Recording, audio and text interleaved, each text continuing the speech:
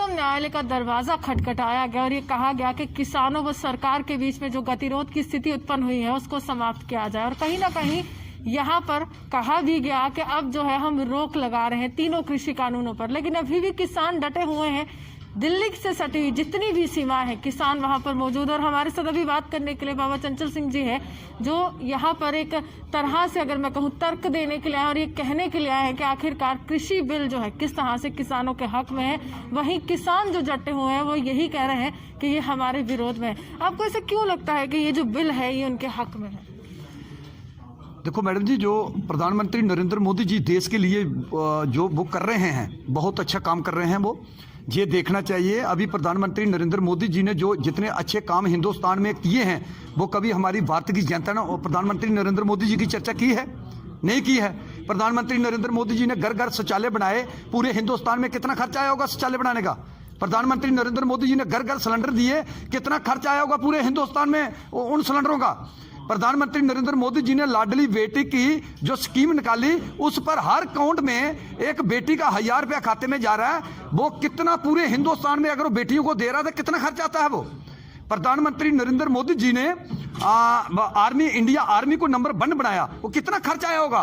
प्रधानमंत्री नरेंद्र मोदी जी ने लड़ाकू जहाज खरीदे, पानी डूबी खरीदी और समुद्री जहाज खरीदे और गन्ने खरीदी, मनीशन खरीदा पूरा, और इंडिया आर्मी को नंबर 1 बनाया।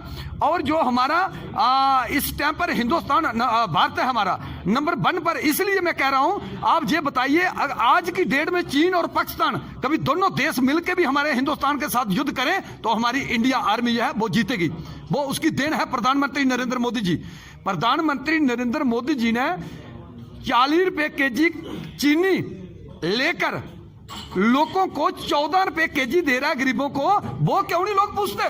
यहाँ पर चीनी तो मिलना बंद ही हो गई है। लोग ये भी सवाल कर रहे हैं कि सरकारी खजाने में ऐसा क्या हो गया कि चीनी मिली? ऐसा मसला नहीं मैडम, कुछ छोटे मोटे मसले चलते रहते हैं। आटा चावल देखिए ना, आप चावल 25 रुपए केजी है और प्रधानमंत्री नरेंद्र मोदी जी लोगों को चावल 2 रुपए 3 रुपए केजी दे रहा है। ये भी देखिए ना आप।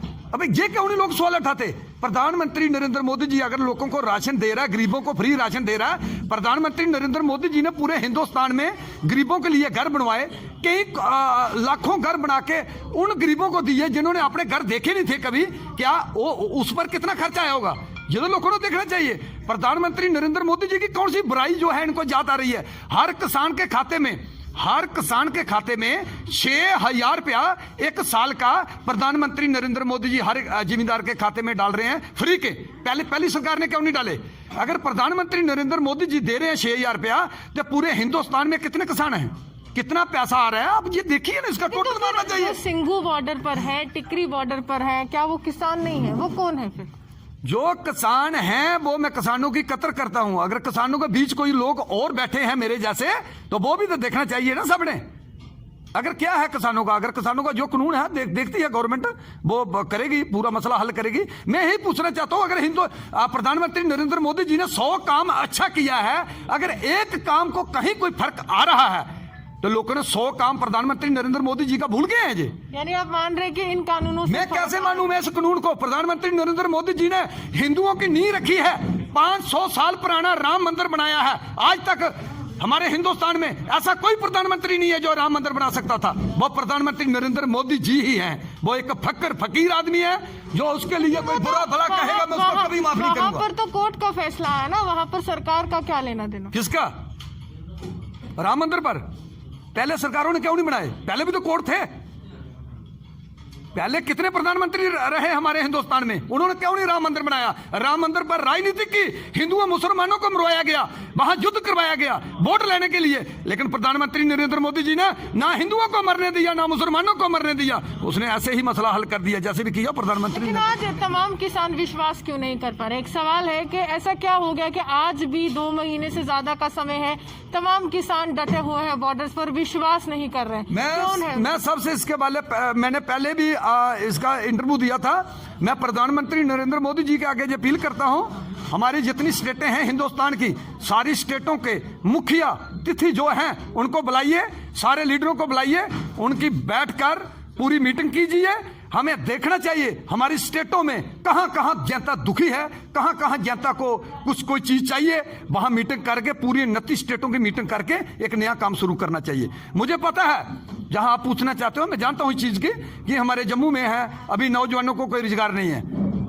मैं इसके बारे में भी बोल रहा हूं। मैं गवर्नर साहब के आगे जो अपील की है, बिजली वाले को बिजली चाहिए, पानी वाले को पानी चाहिए, रास्ते वाले को रास्ता चाहिए, और जो हमारे नौजवान पढ़े लिखे हैं उनको नौकरी चाहिए। मैं जानता हूं इस चीज को। कौन देगा? वो बीजेपी सरकार देगी। हमारे जो जम्मू के लीडर हैं, मैं इनके आगे भी अपील करता हूं, अगर गवर्नर साहब का अभी राज हमारे जम्मू कश्मीर में चल रहा है तो आप जनता में बाहर आइए, हर गांव में जाइए, हर पंचायत में जाइए, देखिए लोगों के हालात क्या हैं, जो लोगों के हालात हैं उनका मसला हल यहाँ की करवाइए। भाजपा तो केंद्र को ये कहती है जनाब अच्छे दिन आ गए, सब कुछ अच्छा चल रहा है। नहीं, अच्छे चल रहे हैं मैडम जी। अभी देखिए ना हमारे जम्मू कश्मीर में, मैं बताता हूं, हमें पता ही नहीं हमारे जम्मू कश्मीर में कितना पैसा आ चुका है। हमारे जम्मू में जो रिंग रोड जो बन रहा है अभी जम्मू के लिए बन रहा है, हमारे लिए बन रहा है, वो 200 फुट है। मैंने पहले बार ऐसा रोड देखा है। वो प्रधानमंत्री नरेंद्र मोदी जी ने, बीजेपी सरकार ने उसको बना के फिट कर दिया। कितने खरब रुपया खर्चा आया होगा जरा कि ये तो सोचो। ये उधर जम्मू से लेके पुंछ तक हाईवे जा रहा है, उसका काम चालू हो गया है, काम लगा हुआ है, धड़ाधड़ काम चल रहा है। कितना पैसा इसे रोड का आया हुआ है, ये भी हमें देखना चाहिए। रोजगार नहीं, रोजगार चलेंगे मैडम जी। अगर जी नहीं है मैडम जी, हमारे पास अगर 200 रुपया है तो हम काम करेंगे 1000 रुपए का, तो कहां से करेंगे? बारी होगा, सबका होगा। और लेकिन ये बात याद रखना, और जम्मू के नौजवानों के लिए मैं भी अपील करता हूं, इनको जल्द से जल्द नौकरी चाहिए। दिल्ली वाले जो हैं इनको पक्का करना चाहिए। जब मैं बोल रहा हूँ, किसानों की बात करते हैं, लेकिन अभी सुप्रीम कोर्ट ने जब रोक लगा दी है, किसान सुप्रीम कोर्ट की भी नहीं सुन रहे हैं। वो कह रहे हैं कि हमें विश्वास नहीं है उस कमेटी पे जो बनाई गई है। नहीं, अगर किसान जो है हमारे हाई कोर्ट पर, हमारे कानून पर भी विश्वास नहीं कर रहा तो वो किसान कैसा हो सकता है? उसने विश्वास करना चाहिए। हाई कोर्ट हमारे एक भगवान का रूप है, वहां एक फैसले होते हैं, एक धर्म की कुर्सी है हमारी दिल्ली में, वो देखना चाहिए उनका। इन लोगों ने यकीन करना चाहिए। जो यकीन नहीं करेंगे तो क्या करेंगे? मैं पूछना चाहता हूँ, इन किसानों के बीच ऐसे कौन से आदमी हैं जो इनको लड़ा रहे हैं, भड़का रहे हैं? महीने तक भी चलेगा जनाब, प्रदर्शन करते रहेंगे, कोई बात नहीं। ऐसा गवर्नमेंट अपने किसानों के खिलाफ नहीं जाएगी। आप जरा के, मैं एक छोटी सी बात बोलना चाहता हूँ, क्या प्रधानमंत्री नरेंद्र मोदी जी वो नहीं चाहते भाई हमारी सरकार आगे, फिर सरकार हमारी बने, हमारे किसान जो है हमारे खिलाफ हो? कोई नहीं चाहता। वो चाहते हैं सारी दुनिया हमारे हक में होनी चाहिए, लेकिन उसमें कुछ ऐसे बंदे होंगे, कोई मुट्ठी भर जो भड़काने वाले लोग हैं। इतनी वार्ता हो चुकी है, इतने दौर की वार्ता हो चुकी है, बातचीत चल रही है हर बार। अगर प्रधानमंत्री नरेंद्र मोदी जी किसानों के खिलाफ होता तो 6-6 हजार रुपया उनके अकाउंट में क्यों डाल रहा है पूरे हिंदुस्तान में? मुझे ये समझ नहीं आ रही। वो किसान क्यों ले रहे हैं फटाफट?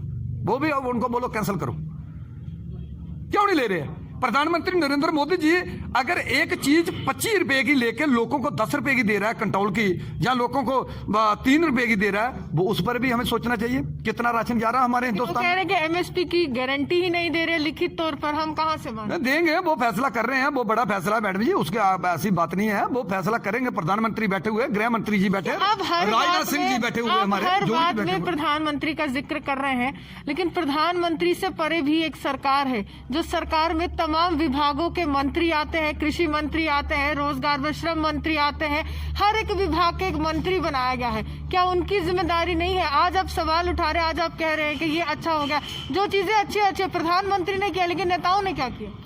मैडम, जो प्रधानमंत्री नरेंद्र मोदी जी ने जो किया है वो 70 साल का किसी ने किया। बाकी बात रही हमारे स्टेटों के जो लीडर हैं, मैं स्टेटों के लीडरों को भी मैंने बिल्कुल ये संदेश मैंने दिया है, भाई मेरे भाइयों, ग्राउंड में आओ, ग्राउंड लेवल में आओ, लोगों का काम करो, नौजवानों को रोजगार दो, सरकारी स्कूलों को आगे बढ़ाओ, बिजली वाले को बिजली दो, पानी वाले को पानी दो, रोड वाले को रोड दो, लेकिन आगे काम करने चाहिए। आगे काम नहीं करेंगे तो दूसरी बार लोग इन्हें वोट कैसे देंगे? कोई वोट नहीं देगा। विपक्ष ये सवाल उठा रहा है कि नोटबंदी कर दी लेकिन काला धन वापस नहीं आया, रोजगार छिन गया, कोरोना काल का बहाना लगाते हैं। वो लोगों को समझने के फर्क है। अगर प्रधानमंत्री नरेंद्र मोदी जी ने नोटबंदी की है तो वो काला धन वापस आ गया है, वो लेकिन ये जो कहने वाले, मैं बताता हूं, मैं बताता हूं, जिस आदमी ने 10,000 करोड़ रुपया अपने अंडरग्राउंड रखा हुआ था, जब उन्होंने नोटबंदी की, वो बड़े बड़े नोट थे, कुछ लोगों ने जला दिए, कुछ लोगों ने पाड़ दिए, कुछ लोगों ने जमा करा दिए। उसके बाद जो नोट बनाने वाले कोई नई पन्ने खरीदे गए, उसके बाद सारा पैसा जो है सरकार के खाते में चला गया। कहां, क्यों नहीं आया तो काला धन बंद? वो कहां गया काला धन? जिन लोगों ने 50-50 हजार करोड़ रुपया गमा कर रखा हुआ था, वो कहां गया? पैसा तो हिंदुस्तान का पूरा करना था।